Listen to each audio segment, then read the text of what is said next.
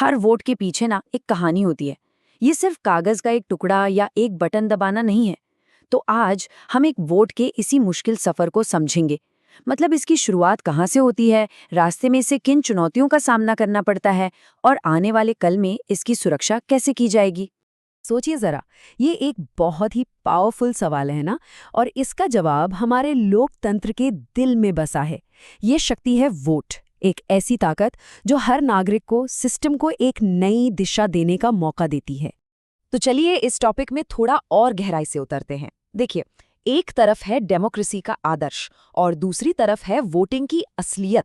और इन दोनों के बीच ना हमेशा एक कश्मकश बनी रहती है। हम सालों से इन चुनौतियों से जूझ रहे हैं, लेकिन हाँ, टेक्नोलॉजी नए सॉल्यूशंस की एक उम्मीद जरूर जगाती है। ये सिर्फ एक स्लोगन नहीं है, ये वो एहसास है, वो भावना है जो लाखों लोगों को पोलिंग बूथ तक खींच कर ले आती है। ये जो नागरिक होने का गर्व है, अपनी जिम्मेदारी का एहसास है, असल में यही हमारे लोकतंत्र में भागीदारी की बुनियाद है। तो जो पुराने तरीके थे वोटिंग के और आज के मॉडर्न तरीके, इनमें आखिर फर्क क्या है? सोचिए, पेपर बैलेट में कितना कुछ होता था, छपाई, फिर ट्रांसपोर्ट, फिर एक एक वोट की हाथ से गिनती। इसमें गलती की गुंजाइश हमेशा बनी रहती थी।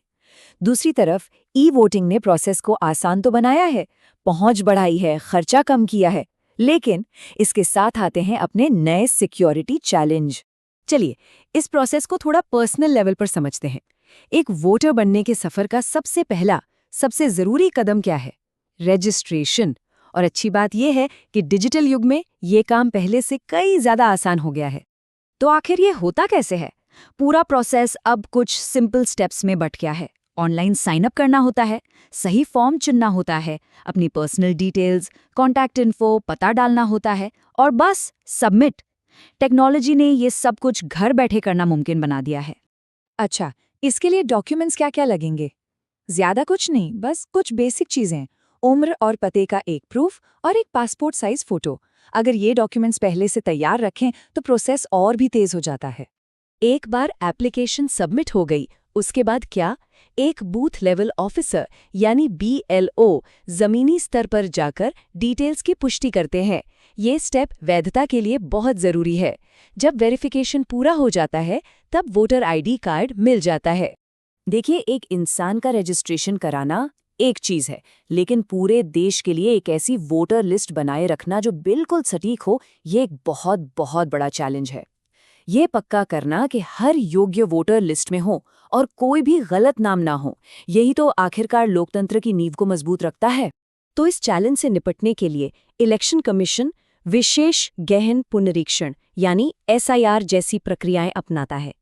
इसका मकसद सिंपल है, वोटर लिस्ट को साफ सुथरा और अप टू डेट रखना।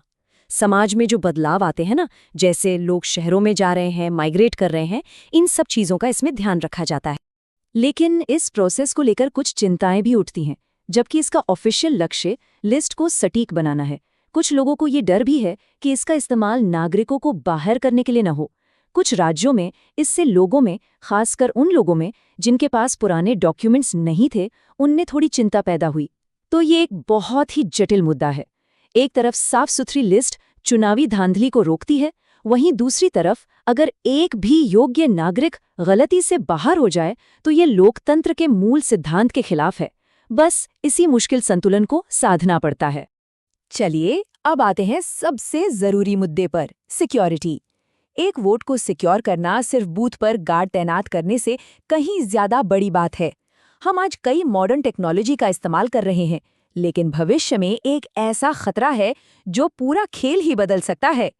तो आज हमारे चुनावी प्रोसेस को सिक्योर करने के लिए क्या-क्या है? पोलिंग स्टेशंस पर 100% वेबकास्टिंग होती है, जिससे पारदर्शिता बनी रहती है। सी विजिल ऐप है, जिससे कोई भी नागरिक गड़बड़ी की रिपोर्ट कर सकता है। और वोटर ID की डिलीवरी भी अब तेज हो गई है। ये सारे कदम सिस्टम में विश्वास को बढ़ावा देते हैं।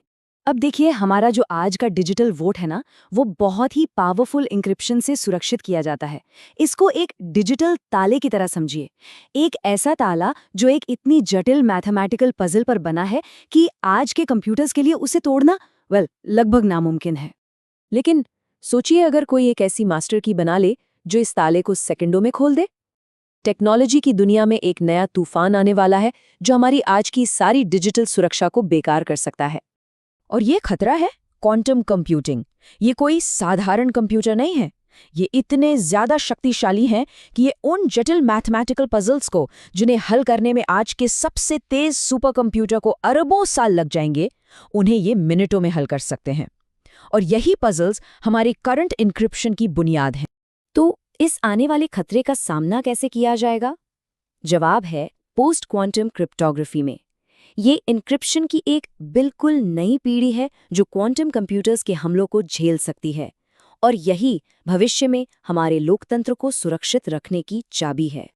लेकिन ये काम कैसे करता है? सिंपल शब्दों में समझें तो रिसर्चर्स अब ऐसी मैथमेटिकल पजल्स बना रहे हैं जो क्वांटम कंप्यूटर्स के लिए भी हल करना लगभग नामुमकिन है। इन पजल्स का टाइप इतना अलग है कि क्वांटम कंप्यूटर की स्पेशल पावर भी इन पर काम नहीं करती। यही है एन्क्रिप्शन और सिग्नेचर के नए और सुपर स्ट्रॉन्ग तरीके, एक वोट को लॉक करने के लिए और दूसरा उसकी पहचान पक्की करने के लिए। तो ये पूरा सिस्टम एक साथ काम कैसे करेगा? इसमें registration centres, polling officers, counting centres जैसी कई अलग-अलग यूनिट्स होंगी, और ये सब एक सिक्योर नेटवर्क पर काम करेंगी। मतलब वोटर से लेकर वोट की गिनती तक इस सफर के हर स्टेप पर उसकी अखंडता और सुरक्षा की कई लेयर्स होंगी। इस नए सिस्टम का मेन गोल है एंड-टू-एंड वेरिफाइबिलिटी हासिल करना। अब इसका असली मतलब क्या है? इसका मतलब ये है कि एक वोटर खुद 3 चीज़ों की पुष्टि कर सकता है। पहला, कि उसका वोट ठीक उसी तरह डाला गया जैसा वो चाहता था। दूसरा, कि उसका वोट सिस्टम में सही ढंग से दर्ज किया गया। और तीसरा, कि सभी दर्ज वोटों की गिनती सही ढंग से की गई। विश्वास बनाने के लिए ये पारदर्शिता बहुत ज़रूरी है। तो हम आज एक ऐसे मोड़ पर खड़े हैं जहां टेक्नोलॉजी के पास हमारे लोकतंत्र को सुरक्षित रखने की भी ताकत है और उसे कमजोर करने की भी।